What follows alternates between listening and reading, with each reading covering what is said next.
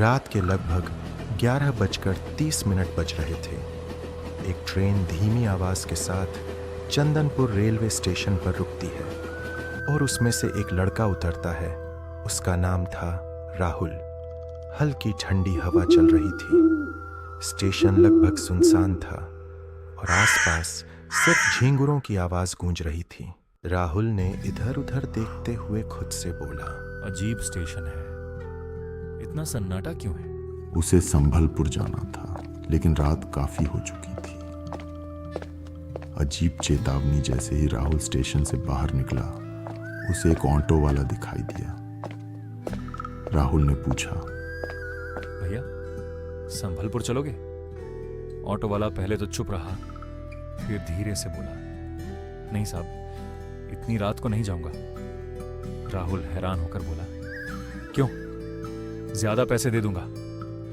Auto वाले ने उसकी आंखों में देखते हुए कहा, पैसे की बात नहीं है, रास्ते में एक नदी पड़ती है और रात को उस रास्ते से कोई नहीं जाता। राहुल हंस पड़ा, यह सब अंधविश्वास है। ऑटो वाला थोड़ा घबराया हुआ बोला, साहब अगर मेरी मानो तो यहां स्टेशन पर मत रुकना, और अगर जाना ही है तो मेरे गांव चंदनपुर चलो। राहुल ने सिर हिलाया, नहीं, मैं यहीं रुकूंगा। ऑटो वाला बिना कुछ बोले धीरे धीरे वहां से चला गया और राहुल वापस स्टेशन पर आ गया।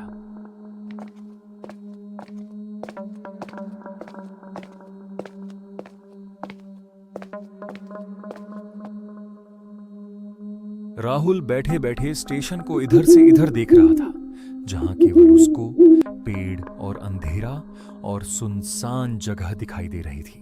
राहुल सीट पर बैठे बैठे कुछ सोच ही रहा था कि अचानक पीछे से आवाज आई, बेटा अगर कहीं जाना है तो अभी निकल जाओ, 12 बजे के बाद यहां कोई नहीं रुकता। वह आवाज स्टेशन मास्टर की थी जो घर जा रहा था। राहुल थोड़ा चिढ़ गया, आप लोग बेवजह डरा रहे हो। स्टेशन मास्टर ने गहरी सांस ली। जो यहां रुका है उसने सुबह का सूरज नहीं देखा। इतना कहकर वो अंदर चला गया। अब राहुल के मन में हल्का सा डर तो बैठ गया था, लेकिन उसका दिमाग कह रहा था, ये सब बेकार की बातें हैं। जैसे ही घड़ी में 12 बजे स्टेशन की लाइट हल्की हल्की टिमटिमाने लगी,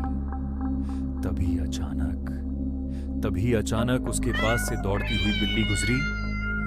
राहुल उसको देखकर काफी डर गया।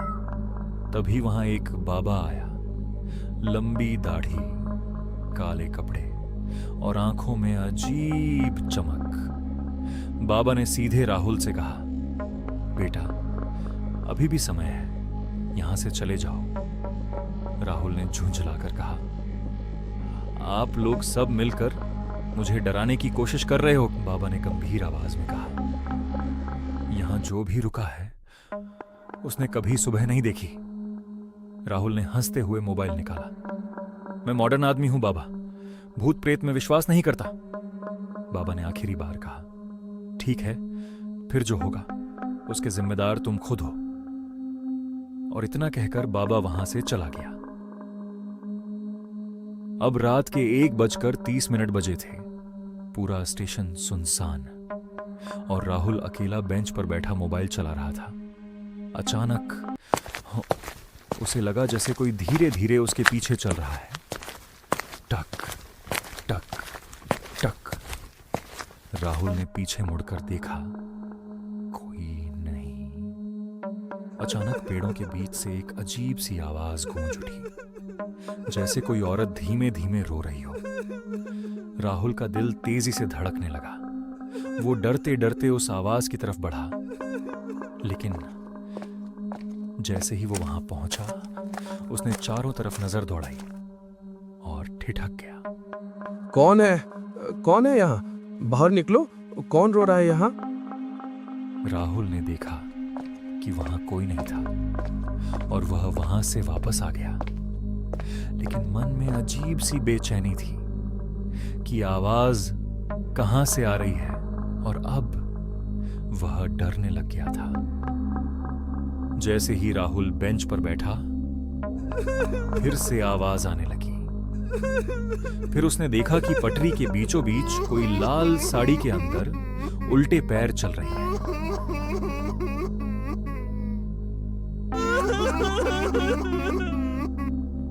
2 बजे के करीब स्टेशन की लाइट अपने आप बंद और चालू होने लगी और राणे की अजीब सी टड़ आवाज आने लगी। भाग जाओ। राहुल का गला सूख गया। अब उसे एहसास होने लगा कि कुछ तो गड़बड़ है। जैसे ही घड़ी में 3:30 बजे अचानक प्लेटफॉर्म पर ठंडी हवा का तेज झोंका आया और धीरे धीरे अंधेरे से कुछ साए निकलने लगे, लंबे लंबे टेढ़े मेढ़े, जिनके चेहरे साफ नहीं दिख रहे थे। वे सब धीरे धीरे राहुल की तरफ बढ़ने लगे। एक आवाज आई, यहां क्यों रुके हो? दूसरी आवाज, अब वापस नहीं जा सकते। राहुल डर के मारे कांपने लगा। भागने की कोशिश वह तुरंत वहां से भागा। जैसे ही राहुल भागने लगा तभी किसी ने उसका गला पकड़ लिया और वह जोर जोर से हंसने लगा।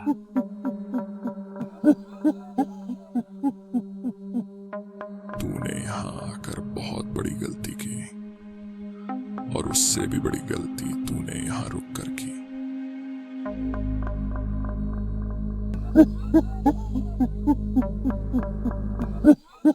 दूर खड़ा बाबा सब देख रहा था और फिर उस प्रेत ने राहुल का गला दबाकर नीचे फेंक दिया।